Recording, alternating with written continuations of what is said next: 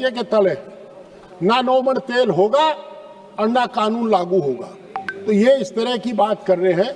ये निश्चित रूप से जो भारतीय जनता पार्टी का चेहरा है, ग्राम विरोधी, गांव गरीब किसान का को एक तरह बर्बाद करने का, पीडीए को बर्बाद करने का जो इनका काम है वो इससे परिलक्षित होता है।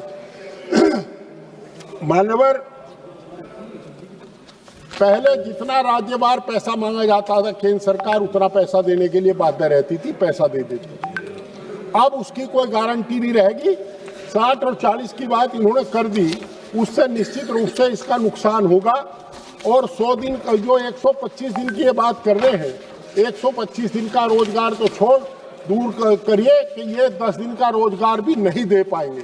और मान्यवर, सच्चाई तो यह है कि सरकार पूंजीपतियों की सरकार है। ये पीडीए को बर्बाद करने का काम करते हैं और यही इस तरह का प्रस्ताव लेकर के आए हैं। विकसित भारत का नाम ले रहे हैं, माननीय कृषि मंत्री जी बैठे हैं।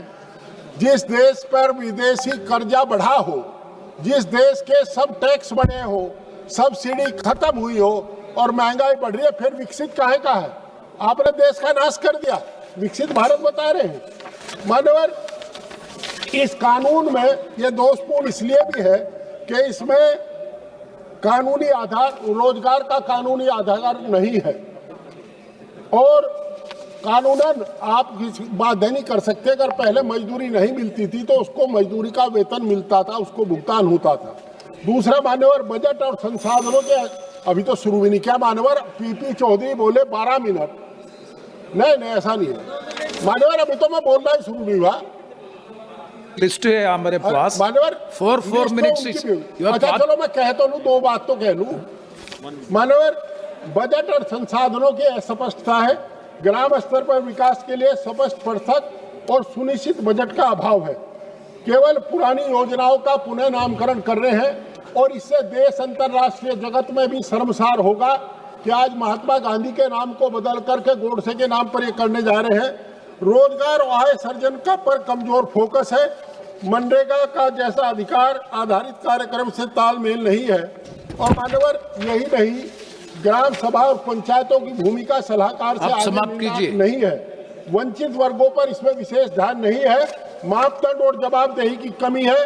डिजिटल प्रचार ज्यादा है। मान्यवर, खत्म कर रहा हूँ मान्यवर, प्लीज कंक्लूड। हाँ मान्यवर, समय नहीं है। डिजिटल प्रचार ज्यादा है, जमीनी हकीकत कम है, पलायन रोकने की ठोस नीति नहीं है। आपने गांव के लोगों को रोजगार से वंचित रखने का एक इनका षड्यंत्र है और गांव के लोगों को रोजगार नहीं देंगे। मानवर, मैं इस बिल का पुरजोर विरोध करता हूं और सरकार से अनुरोध करता हूं धन्यवाद कि कम से कम महात्मा गांधी के नाम को तो बकस दे। ये देश गांधी का देश है। आदरणीय कृषि मंत्री जी, ये गोडसे का देश। धन्यवाद महोदय। आज मैं सदन में प्रस्तुत किए गए विकसित भारत गारंटी फॉर रोजगार एंड आजीविका मिशन यानी कि VBG रामजी बिल पर अपनी बात रखने के लिए खड़ी हुई हूँ।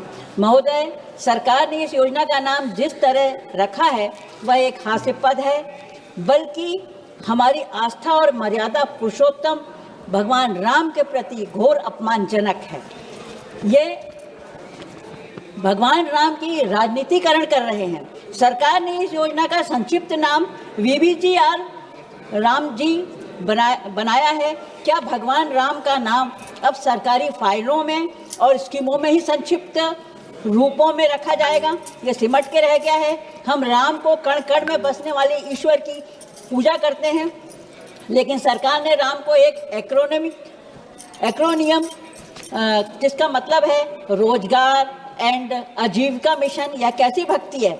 यह तो प्रभु राम का सीधा सीधा दुरुपयोग है।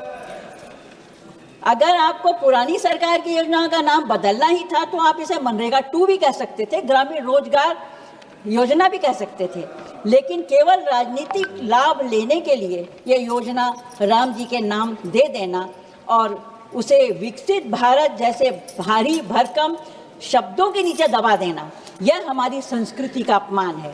कबीर दास जी ने सही कहा है ऐसे दिखावे को देखकर कि माला फेरत झुक गया गया न मन का फेर, कर का मन का छाड़ के मन का फेर। अध्यक्ष जी, सरकार केवल नाम की माला जप रही है, लेकिन इसका मन गरीबों और मजदूरों और राज्य के कल्याण के लिए नहीं है। नाम में राम है और काम में कपट है। नाम बदलने के पीछे असली खेला फंडिंग की कटौती है। मनरेगा के तहत मजदूरी 90% पैसा केंद्र से आता था, लेकिन अब इस